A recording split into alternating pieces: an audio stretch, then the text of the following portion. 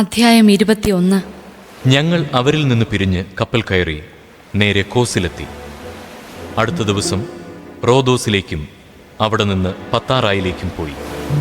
ഫെനീഷ്യായിലേക്ക് പോകുന്ന ഒരു കപ്പൽ കണ്ട് ഞങ്ങൾ അതിൽ കയറി. ഇടത്തുവശത്തായി സൈപ്രസ് ദൃഷ്ടിയിൽപ്പെട്ടു. എങ്കിലും അത് പിന്നിട്ട് ഞങ്ങൾ സിറിയയിലേക്ക് തിരിച്ചു. ചരക്കിറക്കാൻ കപ്പൽ ടൈറിലടുത്തപ്പോൾ ഞങ്ങൾ അവിടെ ഇറങ്ങി. ശിഷ്യന്മാരെ കണ്ടുപിടിച്ച് ഞങ്ങൾ 7 ദിവസം അവിടെ താമസിച്ചു. പരിശുദ്ധാത്മാവിനാൽ പ്രേരിതരായി അവർ പൗലോസിനോട് ജെറുസലേമിലേക്ക് പോകരുതെന്ന് പറഞ്ഞു. അവിടുത്തെ താമസം കഴിഞ്ഞ് ഞങ്ങൾ യാത്ര തുടർന്നു. സ്ത്രീകളും കുട്ടികളും ഉൾപ്പെടെ അവരെല്ലാവരും നഗരത്തിനു വെളിയിൽ വരെ ഞങ്ങളെ അനുയാത്ര ചെയ്തു. സമുദ്രതീരത്ത് മുട്ടുകുത്തി ഞങ്ങൾ പ്രാർത്ഥിക്കുകയും വിടവാങ്ങുകയും ചെയ്തു. പിന്നെ ഞങ്ങൾ കപ്പലിൽ കയറി അവർ വീടുകളിലേക്ക് മടങ്ങി. ടൈറിൽ നിന്നുള്ള യാത്രയുടെ അവസാനത്തിൽ ഞങ്ങൾ ടൊളേമായിസിൽ എത്തിച്ചേർന്നു. അവിടെ സഹോദരരെ അഭിവാദനം ചെയ്യുകയും അവരുടെ കൂടെ 1 ദിവസം താമസിക്കുകയും ചെയ്തു. അടുത്ത ദിവസം ഞങ്ങൾ അവിടെ നിന്ന് പുറപ്പെട്ട് കേസറിയായിലെത്തി. 7 പേരിൽ ഒരുവനും സുവിശേഷ പ്രസംഗകനുമായ പീലിപ്പോസിന്റെ വീട്ടിൽ ചെന്ന് അവന്റെ കൂടെ താമസിച്ചു. കന്യകമാരും പ്രവചനവരം ലഭിച്ചവരുമായ 4 പുത്രിമാർ അവനുണ്ടായിരുന്നു. കുറേ ദിവസം കഴിഞ്ഞപ്പോൾ അഗാബോസ് എന്നു പേരുള്ള ഒരു പ്രവാചകൻ യൂദയായിൽ നിന്ന് അവിടെ എത്തി. അവൻ ഞങ്ങളുടെ അടുത്തു വന്ന് പൗലോസിന്റെ അരപ്പട്ടയെടുത്ത് അതുകൊണ്ട് സ്വന്തം കൈകാലുകൾ ബന്ധിച്ചിട്ട് ഇപ്രകാരം പ്രസ്താവിച്ചു: പരിശുദ്ധാത്മാവ് അരുളി ചെയ്യുന്നു, ജെറുസലേമിൽ വെച്ച് യഹൂദന്മാർ ഈ അരപ്പട്ടയുടെ ഉടമസ്ഥനെ ഇതുപോലെ ബന്ധിക്കുകയും വിജാതീയർക്ക് ഏൽപ്പിച്ചു കൊടുക്കുകയും ചെയ്യും.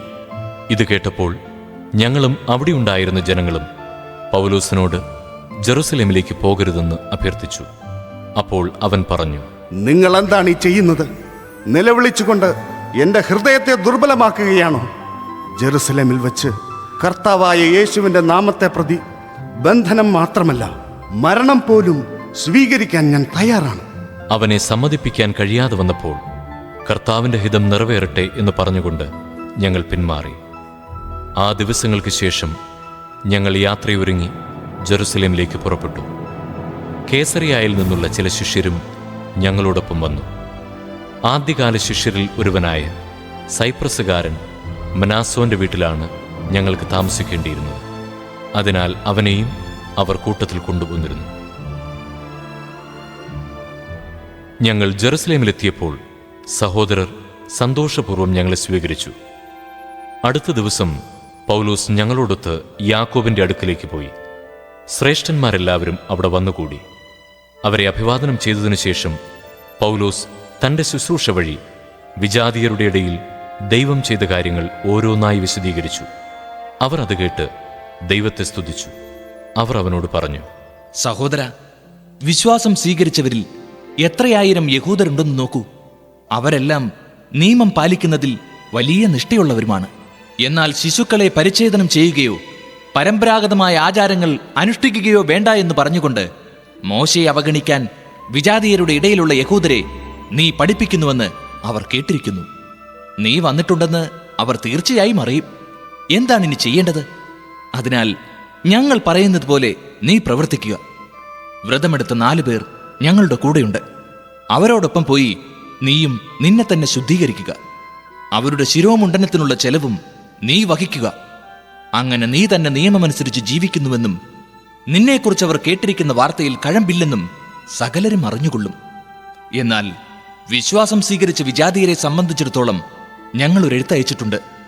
വിഗ്രഹങ്ങൾ കർപ്പിച്ച വസ്തുക്കൾ, രക്തം, കഴുത്തു ഞെരിച്ച് കൊല്ലപ്പെട്ടവ, വ്യഭിചാരം എന്നിവയിൽ നിന്ന് അവർ അകന്നിരിക്കണമെന്ന ഞങ്ങളുടെ തീരുമാനവും അതുവഴി അറിയിച്ചിട്ടുണ്ട്. പൗലോസ് അവരെ കൂട്ടിക്കൊണ്ടുപോയി അടുത്ത ദിവസം തന്നെ അവരോടൊപ്പം ശുദ്ധീകരണ കർമ്മം നടത്തി. അവരുടെ ശുദ്ധീകരണം പൂർത്തിയാകുന്ന ദിവസവും അവർക്ക് ഓരോരുത്തർക്കും വേണ്ടി ബലിയർപ്പിക്കാനുണ്ടെന്ന വിവരവും അറിയിക്കാൻ വേണ്ടി അവൻ ദേവാലയത്തിൽ പോയി. 7 ദിവസം തികയാറായപ്പോൾ ഏഷ്യയിൽ നിന്നുള്ള യഹൂദർ അവനെ ദേവാലയത്തിൽ കണ്ടു. അവർ ജനക്കൂട്ടത്തെ ഇളക്കുകയും അവനെ പിടികൂടുകയും ചെയ്തു. അവർ വിളിച്ചു പറഞ്ഞു: ഇസ്രായേൽ ജനമേ, സഹായിക്കുവിൻ!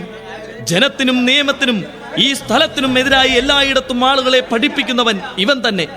മാത്രമല്ല, ഇവൻ ഗ്രീക്കുകാരെ ദേവാലയത്തിൽ കൊണ്ടുവന്ന് ഈ പരിശുദ്ധ സ്ഥലം അശുദ്ധമാക്കുകയും ചെയ്തിരിക്കുന്നു.